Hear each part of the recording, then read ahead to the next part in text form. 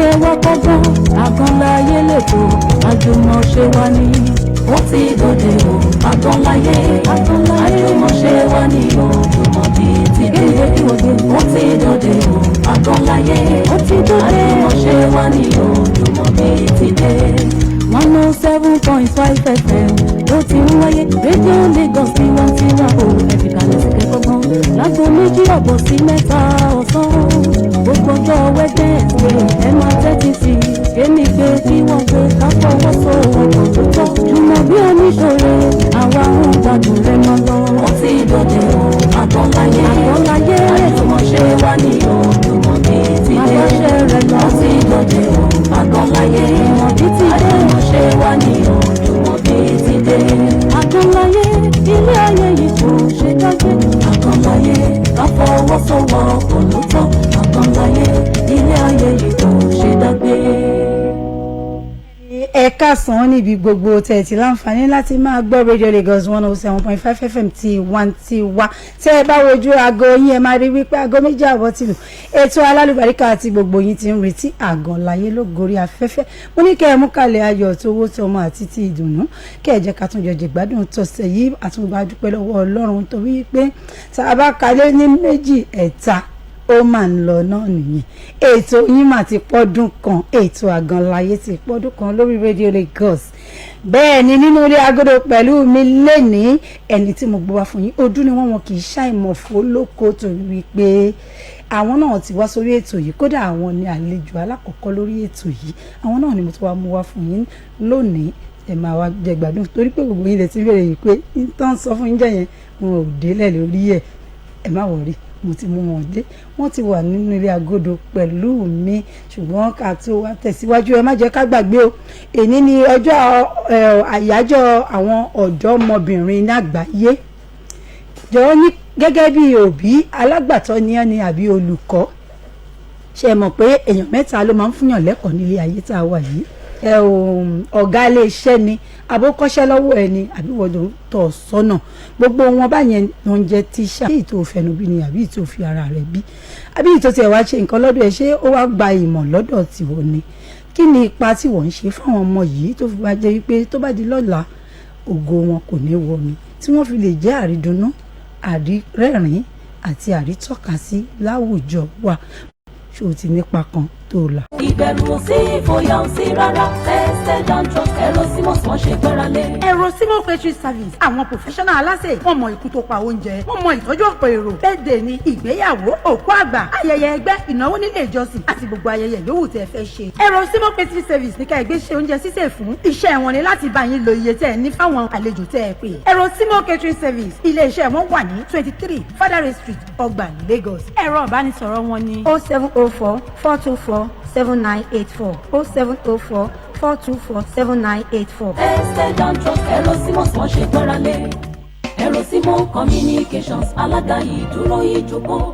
MC fún èyíkéyìí ayẹyẹ tẹ́fẹ́ ṣe wọ́n dáńtọ́ wọ́n á mú òde rẹ̀ dùn kò séwu classic alága Jumobi Omisore. fún alága ìdúró àti alága ìjókòó ẹ pè classic alága sórí 0704 424 7984 0704 424 7984. Kéyìí ayẹyẹ tẹ́fẹ́ ṣe wọ́n dáńtọ́ wọ́n á mú òde rẹ̀ dùn kò séwu classic alága Jumobi Omisore.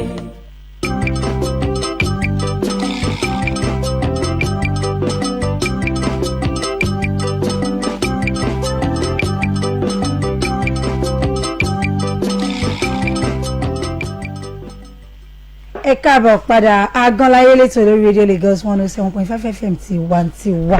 àlejò mi ẹ bá mi súnmọ́ kìíní kẹ́ ẹ bá mi sọ̀rọ̀ kàn ní fún àwọn aráalé. ẹ káàsán ní gbogbo bíkíbi tẹ́ bá ti ń gbọ́ wá orúkọ tèmi ni Abimbola Adenuga aka Anod of Nako ni àwa ń jẹ́. Anod of Nako bí gbogbo yín ṣe mọ̀ wọ́n òdú ni wọ́n kì í ṣàìmọ̀ fólókó iṣẹ́ wọn ni àwọn clearing and forwarding àwọn tó wọ́n ń ṣiṣẹ́ lórí omi bá ṣe so meanwhile tẹ́ ẹ bá dẹ̀ fẹ́ kó ẹ fẹ́ gbọ́jà wọlé ní àbẹ́ fẹ́ gbọ́jà jáde ẹ bá ti kàn sí wọn ẹ lọ sí Adenuga first wọn kì í ṣe oníjìbìtì àwọn eléyìí ò ní gbèrú yìí látẹ̀yìn o ní táwa bá ti polówó confam níbẹ̀ ṣe máa bá bẹ́ẹ̀ ni bí ètò iṣẹ́ ọrọ̀ ajé ṣe ń lọ nípa ìdàgbàsókè ọrọ̀ ajé orí omi ipa wo gangan ní ẹ̀yin tí ẹ̀ ń ṣiṣẹ́ ní orí omi tẹ̀ ń kó fún ìdàgbàsókè orílẹ̀-èdè yìí ètò ọrọ̀ ajé orí omi fún àǹfààní ẹ̀yin tí ẹ̀ mọ̀ ni wọ́n ń pè ní blue and marine economy. Iṣẹ́ táwa ń ṣe iṣẹ́ tó ń gbé orílẹ̀-èdè sókè dáadáa nítorí pé àwa la ń generate revenue, so most of the revenue that they generate òun ló fi ń ṣe títì, ló fi ń ṣọ̀nà, ló fi ń ṣe àwọn many things ní Nàìjíríà, because ó lè tó máa ń fún àwọn custom ní tariff èyí tó gbọ́dọ̀ get in a year which is tó dẹ̀ máa over target tó bá fún wọn, so most àwọn iṣẹ́ táwa máa ń ṣe nìyẹn, and both in import and export òun ni àwa wà, wọn bá táwa dẹ̀ ń ṣe náà ní Ọlọ́run dẹ̀ fa àlùbáríkà sí, àdúpẹ́ fọ́lọ́run ọba. Fún àǹfààní ẹ̀yin tẹ́ tí ń gbé kútó yìí lọ tẹ́lẹ̀ tẹ́ ẹ bá rántí nígbà tí mo gbé wọn wá wọ́n ti sọ fún wa gẹ́gẹ́ bí iṣẹ́ bẹ́ẹ̀ ṣe mọ̀ wípé ètò àgàn láyé wọ́n ní pé ìtumọ̀ àgàn láyé ni wípé àjùmọ̀ṣe ni ilé ayé ò ṣe é dá lóko ṣe é dá gbé báwọn ṣe wà yìí wọ́n ti sọ nípa àwọn tó gbé àwọn dìde bẹ́ẹ̀ kẹ̀dẹ̀rí ogunlọ́gọ̀ èèyàn táwa náà ti fojú rí ta àti gbọ́ làwọn náà ti fà dìde lẹ́nu iṣẹ́ yìí tán dẹ̀ ṣe ń ṣe títí dọ̀la nípa iṣẹ́ tiwọn tí wọ́n ń ṣe ṣe ẹ̀dẹ̀ mọ̀ pé téèyàn bá ti ń ṣe tó ń fòótọ́ ọ̀nù ṣe tí ò fi jìbìtì sí òun ló máa ń pẹ́ díẹ̀ o torí pé gbogbo àwọn tó bá bẹ̀rẹ̀ tó bá ti fi àparùtù sí wọn kì í irú wọn kì í sábà lálẹ́ iṣẹ́ tó yàn bá sì ti ń ṣe tó ti lé lógún ọdún lẹ́nu ẹ̀ ẹ ti máa mọ̀ wípé over 30 years ó ti lé lọ́gbọ̀n ọdún òótọ́ ọ̀nà ni wọ́n fi ń ṣe báwọn ṣe wá ń ṣe fúnra wọn tí wọ́n ń ṣe fún yàn náà ní orílẹ̀-èdè tí wọ́n ń ṣe kí ni wọ́n tún fi ṣe tẹ́ fún ìdàgbàsókè orílẹ̀-èdè yìí mo wá fẹ́ bí yín léèrè kan pé kí ni ọjọ́ ọ̀la ọrọ̀ ajé kí ni ọjọ́ ọ̀la ètò ọrọ̀ ajé orí omi yẹn blue and marine economy fún àwọn ọ̀dọ́ tó ń bọ̀ lẹ́yìn tiyín tí wọ́n tún sì fẹ́ ṣe irú iṣẹ́ yìí kí lẹ̀yin rí sí. kò sí kankan tí mo rí sí inú ìjọ wọn alákọ̀ọ́kọ́ tí mo wá mo ti sọ iṣẹ́ tí yàn bá ń ṣe yàn ní determination lórí ẹ̀ kó dẹ̀ wà focus tó bá ti ní determination lórí iṣẹ́ tó ń ṣe tó dẹ̀ wà focus tó dẹ̀ wà true forward truly àwọn èèyàn tó bá ti ń bá ṣe tó bá ti wà true wọn tó ti ń ṣòótọ́ pẹ̀lú wọn tí kò ní nǹkan kan tó ń hide nǹkan tó bá ṣe wọn máa progress ẹni ọmọ tó máa ń bọ̀ láti fẹ́ ṣiṣẹ́ iṣẹ́ gidi láti ṣe ni ṣùgbọ́n máa fara dà o torí pé o kò lè expect pé kò débi iṣẹ́ kò rẹ̀ sí rówó lẹ́ẹ̀kan náà gradually ló máa fi ń ṣe nǹkan lẹ́ẹ̀kọ̀ọ̀kan ni wọ́n máa fara tọ̀ àwọn ètò àkọ́kọ́ kọ́ṣẹ́ ẹni tó bá kọ́ṣẹ́ ló máa jèrè iṣẹ́ ẹni tó bá wówó lọ lẹ́sẹ̀kẹsẹ̀ ò lè jèrè o pẹ̀ tó bá kọ́ṣẹ́ tó bá mọ̀ á mọ ibi tó ń lọ á mọ̀ kó tó ń fẹ́ ṣe tó bá pè síbi kan òun gan náà fúnra rẹ̀ á mọ̀ kó tó ń fẹ́ lè sọ fún wọn láti bẹ̀ láti lè convince àwọn èèyàn so most àwọn ọ̀dọ́ tó ń bọ̀ sìn sùúrù ní bàbá ìwà tó bá ti lè ní sùúrù lẹ́nu iṣẹ́ wọn á jèrè iṣẹ́. mo láìkì bẹ́ẹ̀ ṣe ń dá mi lóhùn torí pé gbogbo wa la mọ̀ wípé níbi tí nàìjíríà dé ní ìsìn táwọn èèyàn bá bẹ̀rẹ̀ iṣẹ́ lénìí wọ́n fẹ́ jèrè lénìí wọ́n fẹ́ rówó lénìí owó kíákíá làwọn ọ̀dọ́ wa ń wá mo dẹ̀ rò bóyá ẹ̀yà mi létí yìí ṣẹ̀ gbọ́ báyìí tó o bá lò ó fẹ́ ṣe bí anod of napo fi ń ṣe o fẹ́ náwó bá anod of napo ṣe ń náwó ní ìgbà tí mo kọ́kọ́ gbé wọn wá ńgbà tí anod of napo sọ mọ́ ṣe bẹ̀rẹ̀ kò yí sí o àforítì ló máa ń jẹ́ kéèyàn débi tó bá ń lọ tó fi máa ń débi èrè kí ni àwọn ìpèníjà tí ẹ ti kọjú níbi iṣẹ́ yìí àti pé báwo lè Ọlọ́run ṣe bá yín ṣe tẹ́ fi là kọjá. kò sí kankan tí yàn mẹ́rin lórí iṣẹ́ ju àdúrà Ọlọ́run ọba ló ń gbé yàn ga o tí yàn bá sọ nǹkan tí yàn ti face lórí iṣẹ́ àmọ́ nǹkan tí yàn ti rí àmọ́ ẹrù iṣẹ́ tí yàn ti ṣe ń gbà míì tó ti jẹ gbèsè lé lórí èmi tí yàn ti ṣe gan tó yẹ pé èèyàn gan lójú tirẹ̀ láì mọye ìgbà ṣùgbọ́n tí yàn bá ti continue tó yàn ṣe ń forí tì ó máa jèrè lórí ẹ̀ kò sí nǹkan tí yàn fẹ́ ṣe lórí gbogbo iṣẹ́ tí yàn máa ń ṣe kí yàn máa bẹ Ọlọ́run ọba kí yàn máa fọ Ọlọ́run ọba lẹ̀ tí yàn ò bá fọ Ọlọ́run ọba lẹ̀ bó ṣe máa ṣe ń gbà mí gan kò ní yé èèyàn ṣùgbọ́n tí yàn bá wò pé òun fẹ́ bí òun kọ́ lágbára kan tó bá lọ́nà òun mi ṣùgbọ́n kò sí nǹkan tí yàn fẹ́ ṣe lórí iṣẹ́ Ọlọ́run ló ń fa àlùbáríkà sí tí yàn bá ní kí yàn wo nǹkan tí yàn ti dojú kọ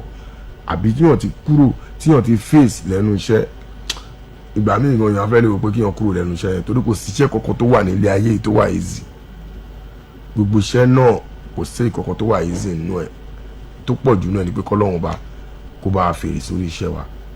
àmín ọlọ́run á bá fèrè síṣẹ́ wa ẹ jẹ́ kí n kọ́kọ́ ṣubú lajẹ́ ná àlejò mi ṣì wà ní kálẹ̀ fáǹfààní ẹ̀yìn tẹ́ ṣẹ̀ṣẹ̀ wọlé ní àbẹ̀bá wa lẹ́nu ẹ̀ AGAN LAYE lẹ́tọ̀ lórí Radio Lagos tó o bá ti wá gbégbó ẹ̀ tó o bá ti mí ìsí ẹ̀ lọ sórí YouTube channel wa kó bá ti tẹ Jumobi Omisore gbogbo ẹ̀ ló wà ń bẹ̀ àlejò mi ni Abimbola Alhaji Abimbola Adenuga tí gbogbo èèyàn mọ̀ sí ANOD of NACO àwọn ni olùdarí àti alága àti abẹnugan iléeṣẹ́ Nuga First tí wọ́n ṣe bí wọ́n ṣe máa ń kẹ́rù jáde àti kẹ́rù wọlé lókè òkun ni abẹ́fẹ́ kó lọ sókè òkun.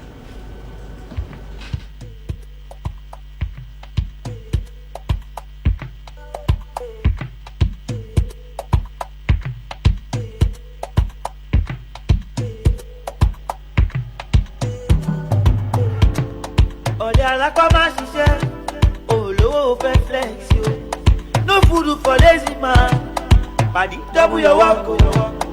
anything wey you want to. oya pop lollipop. La la la la la, ọmọdé la, àgbà la, everybody la. Daddy mo fẹ́ lollipop strawberry real pop lèmi fẹ́ èmi náà máa gba mango real pop sí rárá o ẹyọ kan ló máa gbé. èmi jà sí bẹ́ẹ̀ ṣe ń fẹ́ pọ́ngilá strawberry real pop mango real pop passion àti white apple àwọn sweet aládùn tí ò lè ṣàfẹ́rí rẹ̀ látọdún 2017 ṣúgà wọn ò pọ̀ jù ọ̀nà mẹ́rin ló pín sí. líla ẹ̀ máa la gbogbo ẹ̀ lálàáfíà àmọ́ omi lèmi fẹ́ mu. royal park water 75cl 50cl àti 30cl royal park water gbogbo ẹ̀ ni wọ́n rọ lábẹ́ ìmọ́tótó iṣẹ́ ìwádìí sweet real pop ó ṣe ńlá fọmọdé ó ṣe ńlá fàgbàlagbà òun ni kẹ́ ẹ jẹ́ káwọn ọmọ yín yàn láàyò ó dára lójú ìwọ̀n gíráàmù 18 lẹ́yọ kọ̀ọ̀kan láti wé àwọn akẹgbẹ́ ẹ̀ ó ní gọ́ọ̀mù nínú pẹ̀lú igi tó gùn tó ṣe é gbámú dáadáa láti jẹ́ alágbàtà real pop àti royal park water ẹ kàn sí wọn ní nọ́mbà 15 Salamatu Street Ilasamaja Lagos. real pop lollipop. ẹ̀rọ sí mosquetrin ọ̀gá ni wọ́n jẹ́ èyíkéyìí ayẹyẹ tẹ́ bá fẹ́ ṣe ọdún ni wọ́n oríṣi àṣewù bẹ́ẹ̀ lọ́dọ̀ wọn ìbẹ̀rù sí ìfòyà sí rárá tested and trust ẹ̀rọ sí wọ́n ṣe gbẹ́rẹ́lé. ẹ̀rọ símọ́ catering service àwọn professional aláṣẹ wọ́n mọ ikú tó pa oúnjẹ wọ́n mọ ìtọ́jú ọ̀pọ̀ èrò birthday ni ìgbéyàwó òkú àgbà ayẹyẹ ẹgbẹ́ ìnáwó nílé ìjọsìn àti gbogbo ayẹyẹ yòówù tẹ́ fẹ́ ṣe. ẹ̀rọ símọ́ catering service ní ká ẹgbẹ́ ṣe oúnjẹ sísè fún iṣẹ́ wọn ni láti bá yín lo iye tẹ́ ẹ ní fáwọn àlejò tẹ́ ẹ pè. ẹ̀rọ símọ́ catering service ilé iṣẹ́ wọn wà ní 23 Fadare Street Ọgbà Lagos. ẹ̀rọ ìbánisọ̀rọ̀ wọn ni 0704 424 7984 0704 424 7984. tested and trust ẹ̀rọ sí wọ́n ṣe gbẹ́rẹ́lé. bẹ́ẹ̀ ni ẹ káàbọ̀ sórí ètò wa AGAN LAYE lẹ́tọ̀ tó ń lọ lọ́wọ́ gẹ́gẹ́ bí mo ṣe máa yín sọ mo ní kẹ́ ẹ lọ sí gbogbo orí social media platform wa official Jumobi Omisore lórí Instagram bí mo ṣe máa yín sọ̀rọ̀ yìí à ń ṣe lọ́wọ́ níbẹ̀ live bẹ́ẹ̀ ni Jumobi Omisore lórí Facebook àwọn YouTube channel wa ni Jumobi Omisore tẹ́ ẹ bá ti tẹ̀ síbẹ̀ abẹ́ tẹ́ èso AGAN LAYE ó máa gbé gbogbo ẹ̀wá gbogbo ẹ̀yin tẹ́ máa ń bi mí wípé ètò ẹni tí mo gbé wá ní jẹ́ yẹn ẹ̀gbọ́n nǹkan tí mo wọ̀ ẹ̀ lọ síbẹ̀ tó àlejò mi ẹ kú ìjókòó mo dúpẹ́ wípé mo pè yín ẹ̀dá mi lóhùn ọlọ́run á bá mi pọ̀n yín lé ẹ ti wà lókè ẹ ò ní wálẹ̀ lágbára ọlọ́run bẹ́ẹ̀ gbogbo ẹ̀yin ọ̀dọ́ ẹ ti gbọ́ nǹkan tí wọ́n bá yín sọ ó wá ní nǹkan kan tí ẹ mọ̀ pé à ń ṣe ọdún kan lẹ́yìn yìí lórí ètò AGAN LAYE ẹ̀rẹ̀ tí wá rí gẹ́gẹ́ báwọn èèyàn ṣe ti mọ èmi olóòtú ètò AGAN LAYE wọ́n mọ̀ mí pé màmá giver ni mo máa ń ṣe giveaway gan lórí kìíní àlejò mi náà lé ní wọ́n máa bá mi fáwọn èèyàn ní giveaway ìwà mọ̀ ń tẹ́ fẹ́ fún mi tẹ́ fẹ́ gbélé pé kí n máa bá yín pín fáwọn èèyàn àmà sọ yẹn létà níjọ́ tẹ́ ti ń ṣiṣẹ́ tẹ́ ti ń ṣe yìí ẹ̀jọ̀ ṣó níjọ́ kan rí tẹ́ wò pé kí ló wáá dé tí mo yan ṣe ìlànà tó yẹ pé bóyá nǹkan kan ṣẹlẹ̀ wá wò pé mo regret kí ló ṣẹlẹ̀. ó wà dáadáa ìyẹn pọ̀ kò sí kan tí ọ̀rẹ́ àmọ́yé ìgbà tí yẹn wá ń wáyé pọ̀ tí ọkọ̀ máa wò pé kò sí kan tí ọ̀rẹ́ ṣe nìyẹn tún wò pé wẹ́ léèyàn tó forí tì náà ni kò sí kí wọ́n ṣiṣẹ́ kó má wáyé bẹ́ẹ̀ tẹ́ka àmọ́yé ìgbà tí wọ́n gbà irúṣẹ́ òní wá ń ṣe báyọ̀ lọ́hùn àwọn aṣiṣẹ́ báyìí táwọn aṣiṣẹ́ táwọn èrò owó bá irú wàhálà ọba líle ìgbà míì ká iṣẹ́ gan kẹ́ pé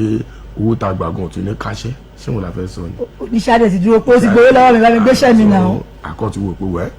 struggle continue tá a bá rí lórí ilé àárí lórí èmi torí ìta rí kò sẹ́ni tá a sọ fún so tá a bá rí lórí yẹn náà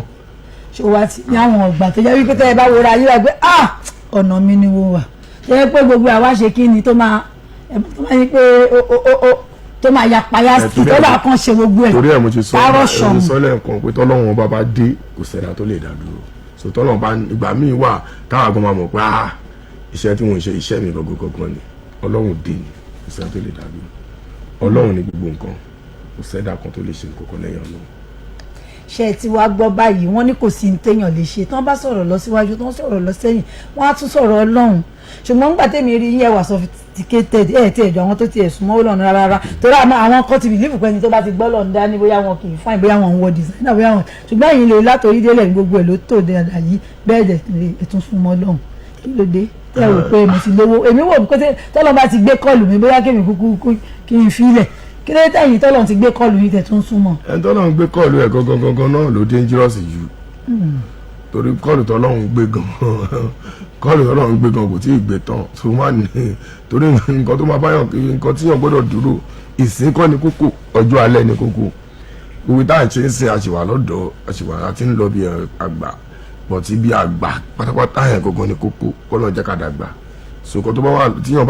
tíyàn bá dẹ̀ súnmọ́ lọ́wọ́n ọba lọ́nà máa ṣe súnmọ́ yàn bọ̀tí lọ́wọ́n bá lóun yójú padà ogún ọmọ tó kọ́ lọ́hùn pa lọ́jọ́ kan so èèyàn gbọ́dọ̀ ṣe máa súnmọ́ lọ́hùn torí ìdájọ́ yìí máa ní ẹ tó bá jẹ́ muslim àkíkúnrìrún àti christian náà àgbàkúlàdúrà èèyàn máa gbà tó máa fi kú náà ni torí ọlọ́run ọba tí àfojú rí tàdé ń pè tó ń jẹ́ wa so merciful God ni a gbọ́dọ̀ máa pè gbogbo wa. ṣe ti wá gbọ́ wọn ní kan súnmọ́ ọlọ́run irú ọlọ́run ló ní kí n gbé wọn wálé nínú ìsìn wọ́n ti change mindset mi èmi máa ń sin ọlọ́run torí pé mi bá ti ní problem ni ṣùgbọ́n wọ́n ti jẹ́ oyè mẹ́ẹ̀ pé àkíkú nìrun o bọ́kú yọ̀ ọ́ sùn ní ìwà mi ò mọ̀ pé oyè máa ń rí nìyẹn tó kẹ́ tó wá máa lọ ní pé à ń ṣe ayẹyẹ ọdún kan wa a ti ń ṣe kíre fáwọn èèyàn ẹ̀yin rẹ̀ ní number one artist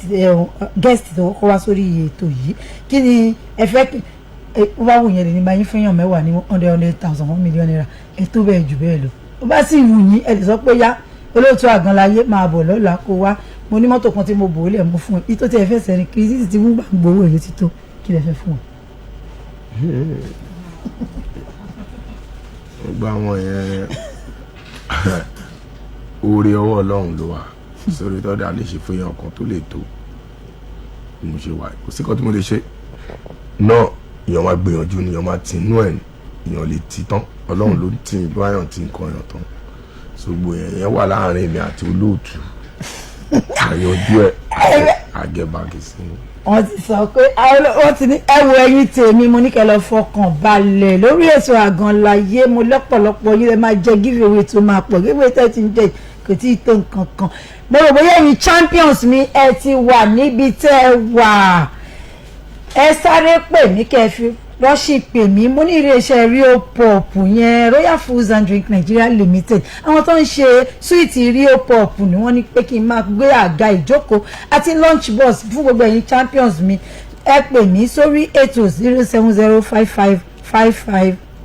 07056551075 07056551075 iléeṣẹ́ Royal hello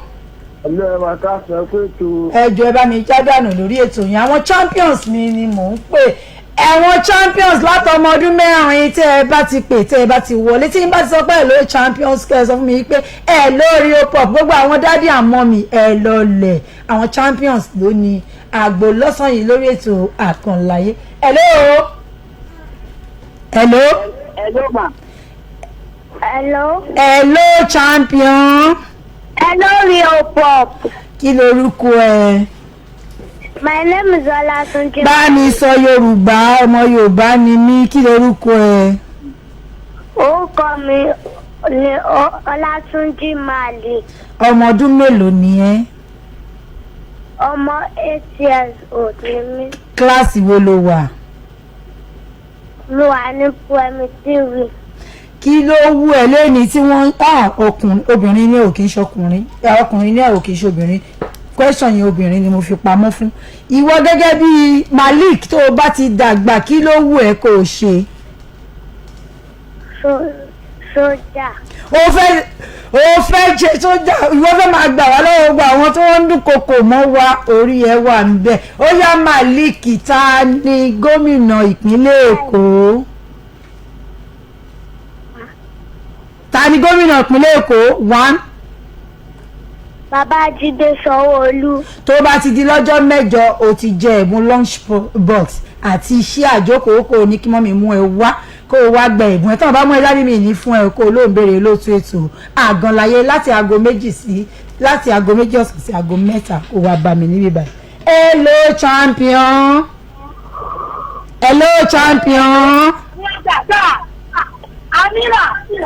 Bá mi já. Amira ò wá. Hello Timbo.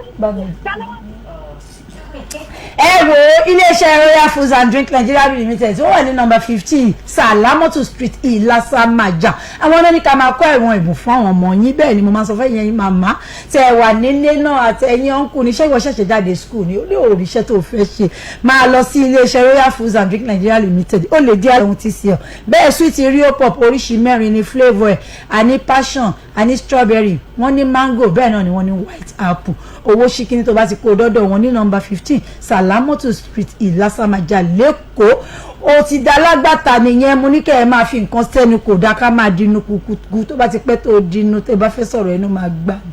Sweet Rio Pop wà fún yín láti lighting up fún yín kó dẹ̀ máa fún yín lóríṣiríṣi flavour ṣáwọn champions mi ti wà lórí òpó ẹ pè ní wọlé 0705556551075 07056551075 mo lóríṣiríṣi ẹ̀.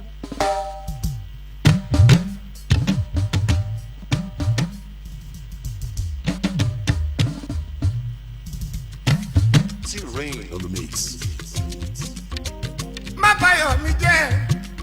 aláwọ̀ fàtí bá mi ṣe. Ọlọ́run má bayọ̀ mi jẹ́ káláwùsá tí kò bá mi ṣe tèmi mo ní gbogbo ẹ̀yin olólùfẹ́ ètò Àgàn Láyé àti pọ́dún kan nìyẹn o ṣe rí wípé mo ní kẹ́ máa gbé ìpolówó ọjà yín wá sórí ètò yìí torí wípé tàbá fọwọ́ wọ́wọ́ lọ́wọ́ fi máa ń mọ́ owó làwa náà san tẹ́ fi ń gbádùn wa tá fi ń ṣe gbogbo ẹ̀ tẹ́ bá ti gbé ìpolówó ọjà yín wá ètò Àgàn Láyé a máa lọ kò ní kúrò. Àlejò mi ẹ kú ìkàlẹ̀ ó wù mí kẹ́ ẹ bá mi fáwọn ọ̀dọ́ ìwòyí ní àmọ̀ràn tó dán mọ́rán torí pé mo rí bẹ́ẹ̀ ṣe ń bá wọn sọ ẹ̀yin náà ti mọ nǹkan tí Nàìjíríà ń kojú lọ́wọ́ tá a wà yìí wípé báwọn èèyàn wá ṣe ń wówó kíákíá yìí bẹ́ẹ̀ kọ́ ní ilé ayé ṣe rí kí ni nǹkan tí ẹ rí tẹ̀lé bá mi sọ fún wọn. kò sí nǹkan tá a lè sọ púpọ̀ náà ṣùgbọ́n kókó àwọn ọ̀dọ́ kọ́kọ́ stop láti máa mu hard drug ìyẹn gógó ni kókó. oògùn olóró wọn ní ẹ má gbé mọ́. ìyẹn gógó ni problem tó ń lọ nílùú ìsìn torí tó bá ti mú ìyẹn ló ń jẹ́ kó mọ̀ nǹkan tó fẹ́ ṣe mọ́ tó yẹ kó oríṣiríṣi atrocity là ń gbọ́ everyday àwọn kan míì tá a máa rí lórí Facebook ń gbà mí àbí lárí social media gan àní expect pé ọmọ kékeré lè ṣe tó dáwọn kékeré sìn ó dàgbà táwọn kan ò ṣèwé rí ni